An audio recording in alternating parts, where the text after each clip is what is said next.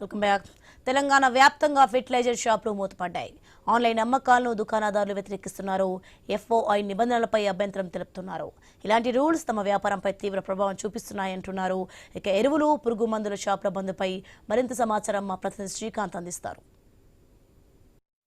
యుద్ధ ప్రభావం వల్ల యూరియా పైన తీవ్ర ప్రభావం పడుతుంది. యూరియా కొరత కూడా ఏర్పడింది. ఇప్పటికే కేంద్రం 25% యూరియా కొరత ఉందని చెప్పేసి మార్చి నెలలో కూడా ప్రకటించింది.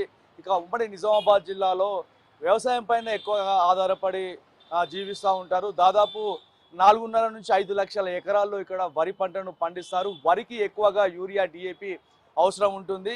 ప్రస్తుతం ఆన్లైన్ విధానం ద్వారా బుకింగ్లు చేసుకోవాలని చెప్పేసి చెప్తున్నారు. మరోవైపు ధరలు పెరుగుతున్నాయని చెప్పేసి ఎరువుల దుకాణ యాజమాన్యాలంతా ఆందోళన వ్యక్తం చేస్తున్నాయి. ఇవాళ తెలంగాణ వ్యాప్తంగా దుకాణాలను బంద్ చేశారు, తమ నిరసనను తెలుపుతున్నారు.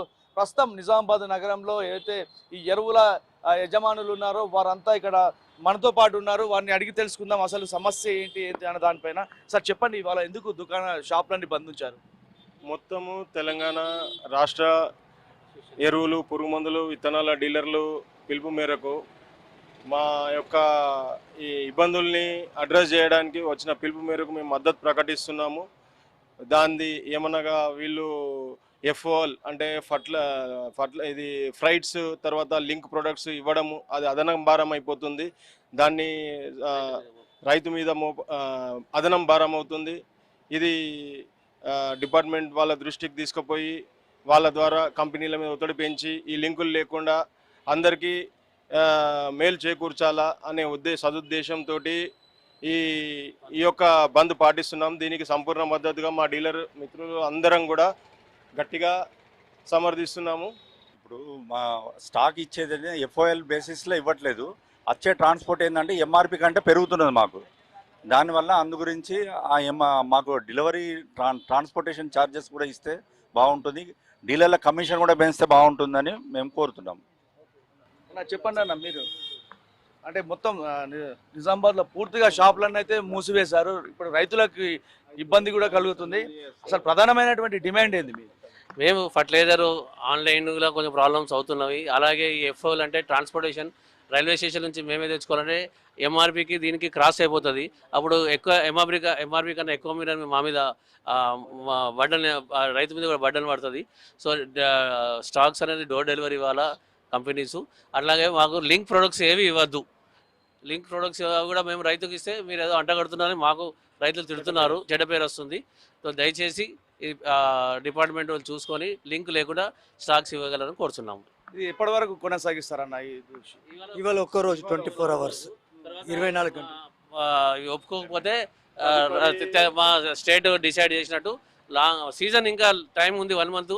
సో ఇప్పుడే మేము ప్రికాషన్గా చెప్తున్నాము. ఒకరోజు బంద్ పాటించి మా యొక్క సమస్యలని మన డిపార్ట్మెంట్ దృష్టికి తీసుకెళ్లే ప్రయత్నం చేస్తున్నాము. అంతే. ఎరువుల కొరత ఉండబోతుందా? ఎందుకంటే ఇప్పుడు మళ్ళీ వర్షాకాల పంటలు వస్తున్నాయి, ఎరువుల కొరత ఉందంటున్నారు. దీనిపైన రైతులకు మీరు ఏం చెప్తారు? వాస్తవంగా ఎరువుల కొరత ఎంత ఉందనేది ఉన్నది. దాన్ని అడ్వాంటేజ్ చేసుకొని మిగతా మార్కెట్లో కూడా అందరూ అపోహలు పెరుగుతూ ఉన్నాయి. దాన్ని కూడా ఆ క్లారిటీ కూడా డిపార్ట్మెంట్ వాళ్ళు ముందుకొచ్చి ఏమీ లింకులు లేకుండా ఇచ్చి మా ద్వారా ఎటువంటి ఇబ్బందులు జరగకుండా, మాకు ఇబ్బందులు లేకుండా వాళ్ళు సహకరించాలా. ఇక్కడ డీలర్లు ఎవరు కూడా ఎటువంటి డిపార్ట్మెంట్ వాళ్ళ యొక్క గైడ్లైన్స్ ప్రకారంగానే మూవ్ అవుతున్నారు. దాన్ని సహకారంగా వాళ్ళు కూడా సహకరించాలనేది ఉద్దేశం, అంతే. ఇప్పుడు ఇది కేంద్ర ప్రభుత్వం చూడాలా, రాష్ట్ర ప్రభుత్వం? ఇది కేంద్ర ప్రభుత్వం ద్వారా అనేది అయితే మేము అనుకుంటలేము. రాష్ట్ర ప్రభుత్వము ఒత్తిడి చేస్తే కంపెనీ వాళ్ళు ఈ లింకులు మానేస్తారు. దానివల్ల అందరికీ మేలు జరుగుతుంది, అంతే. ఇంకా ఎక్కువ ఎరువులు విషయాలే కాకుండా ఇతర విషయాలు కూడా చాలా సమస్యలు ఉన్నాయి. ఇలాగే డీలర్లు అందరూ కూడా ప్రతి సమస్యలకి ముందుకొచ్చి తమ యొక్క ఉద్దేశాలని, సమస్యల్ని పత్రికాముఖంగా, మీడియా ముఖంగా తీసుకొచ్చే ప్రయత్నం చేస్తాము. అందరు బాగుండాలా, అందులో మనం ఉండాలనేదే ఉద్దేశం. థ్యాంక్ యూ అండి. ఇది ఏదైతే ఎఫ్ఓఎల్ అనేది ఉందో దాని ద్వారా రైతులపైన తీవ్రమైనటువంటి భారం పడుతుందని చెప్పేసి ఈ ఫర్టిలైజర్ యాజమాన్యం చెప్తున్నారు. ఇవాళ నిజామాబాద్ వ్యాప్తంగా అన్ని షాపులను బంద్ చేసి తమ నిరసనను వ్యక్తం చేస్తున్నారు.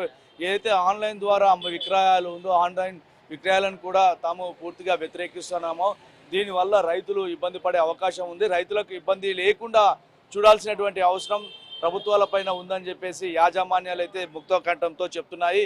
ఒకవేళ ప్రభుత్వం దిగిరాకపోతే తమ నిరసనను కొనసాగించే అవకాశం ఉంది. వాళ్ళు స్టేట్లో ఏం కాల్ ఇస్తే దాన్ని బట్టి మేము ముందుకెళ్తామని చెప్పేసి ఇక్కడ ఉన్నటువంటి ఫర్టిలైజర్స్ యాజమాన్యాలు అయితే చెప్తున్నాయి.